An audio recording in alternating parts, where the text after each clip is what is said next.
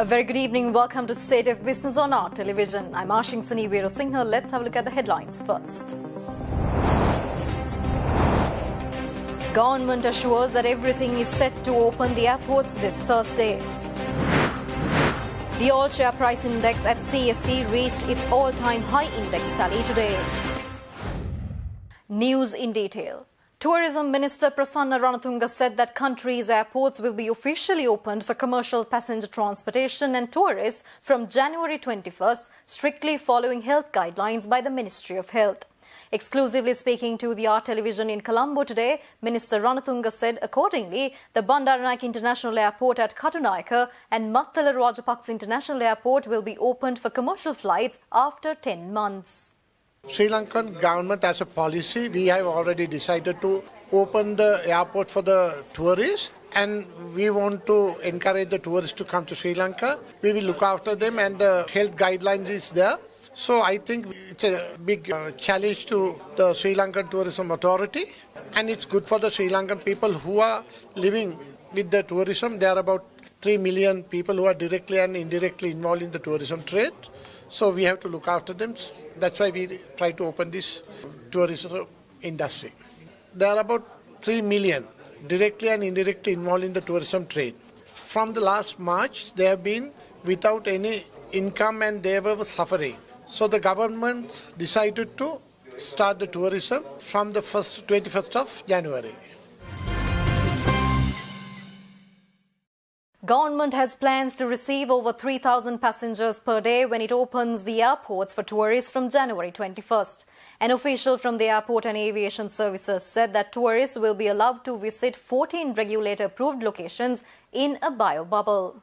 An official from the Airport and Aviation Services said that the country will be able to receive an average of 3,300 passengers per day when it opens up the airports for tourists from January 21st. He also said that PCR tests would be conducted at designated hotels before check-in, as there is a significant drop in PCR testing capacity at the airport. The official also explained that the expected target will be reached in a methodological order and it will take a few weeks, but all the facilities needed will be assured. The official also said that, however, government repatriations, which will be organized by the Foreign Ministry, will have no limit. The tourists will be allowed to visit 14 regulator-approved locations in a bio-bubble. He also explained that in the bio-bubble concept, tourists will not have any contact with the locals apart from the tour guides and hotel staff who will follow strict guidelines. As part of a pilot project to revive the tourism industry, Sri Lanka brought down several thousand travellers from Ukraine in scheduled charter flights over the past few weeks, starting on December 28th. Chief Epidemiologist Dr. Sudat Samaravira establishes the importance of testing for COVID-19 and the responsibility of general public to control the spread of the coronavirus. Dr. Samaravira made these observations recently addressing the media to inform about the latest information over the prevention measures which the Health Ministry has taken so far. The PCR testing is one of the important testing to identify COVID-19. In addition to that, we are using rapid antigen test to identify COVID-19 patients. So that we can see that in some instances that people are reluctant to come forward, cooperative with us to do PCR testing or rapid antigen testing. It is very important to do this test to identify COVID-19 patients. If we can identify the patients early, we can isolate them in order to not to spread the disease to others. And also we can identify the first contacts and we can quarantine them and identify any cases among them. So with these measures, we will be able to control COVID-19 in our country. That the support and the cooperation from all the sectors of the people is very much essential. Stay tuned for more news after this short break.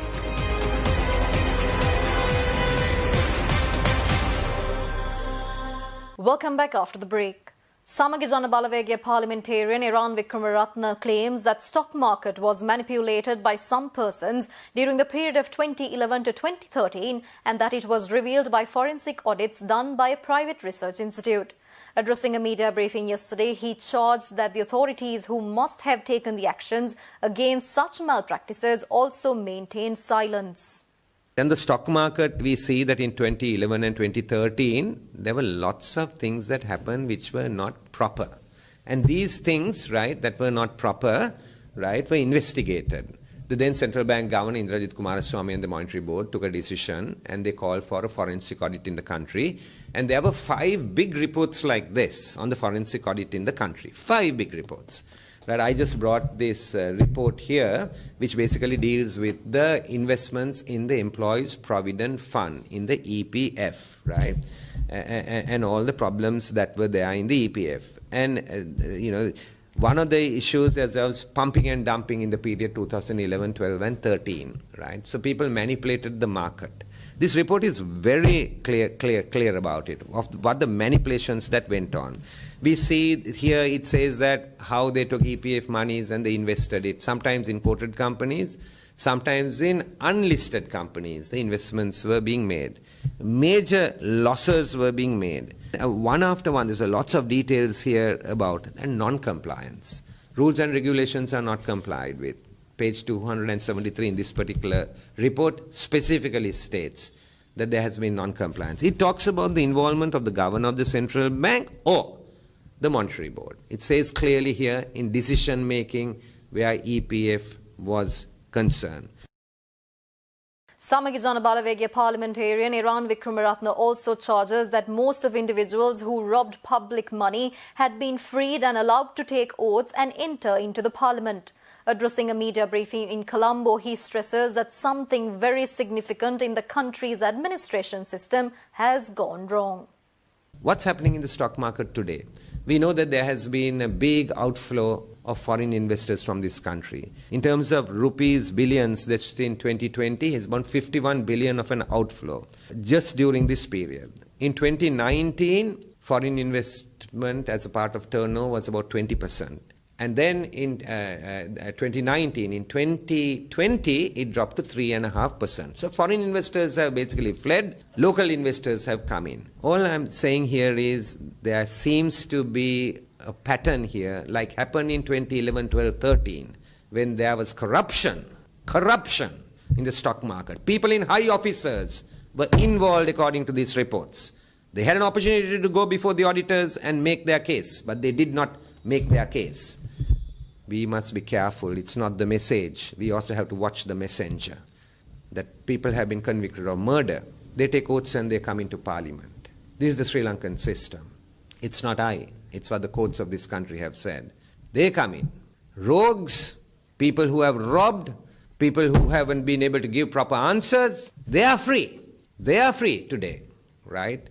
And these people should be behind bars. Some of these people should be behind bars, right, for playing out the money of the taxpayer and the Employees Provident Fund. But they are free today. There's something wrong in this system.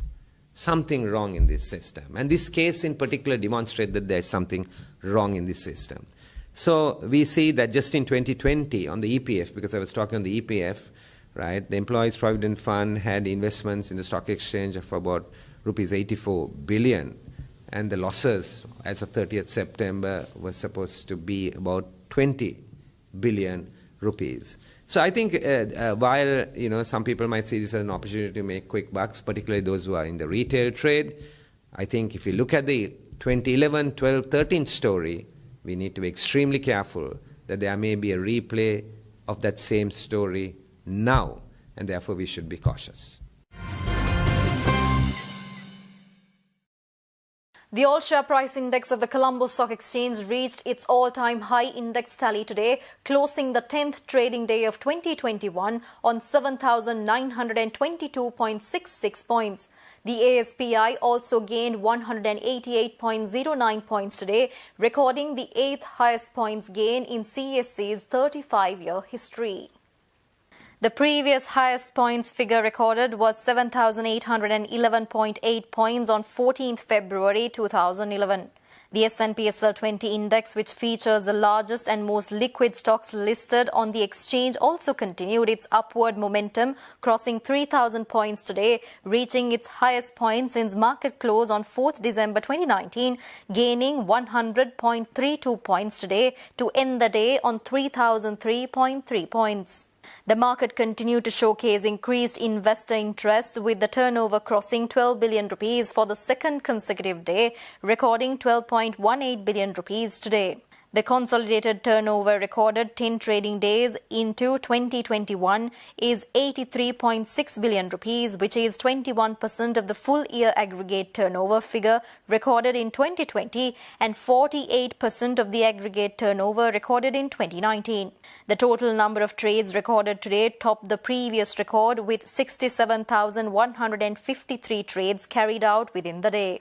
Since the turn of 2021, ASPI has also been among the best performing primary indices globally on a year-to-date basis. As of today, CSE is the best performing primary index listed on Bloomberg on year-to-date basis, with a 16.95% year-to-date return.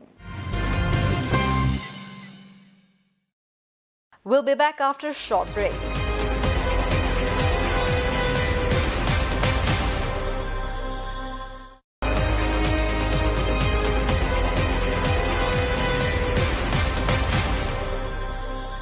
Welcome back after the break. Trading at Colombo Stock Exchange ended on a positive note today. The all-share price index gained 188.09 points to close at 7,922.66, and the S&P SL 20 gained 100.32 points to close at 3,003.3. The turnover was 12.1 billion rupees and over 506 million shares were traded. Up next are forex rates.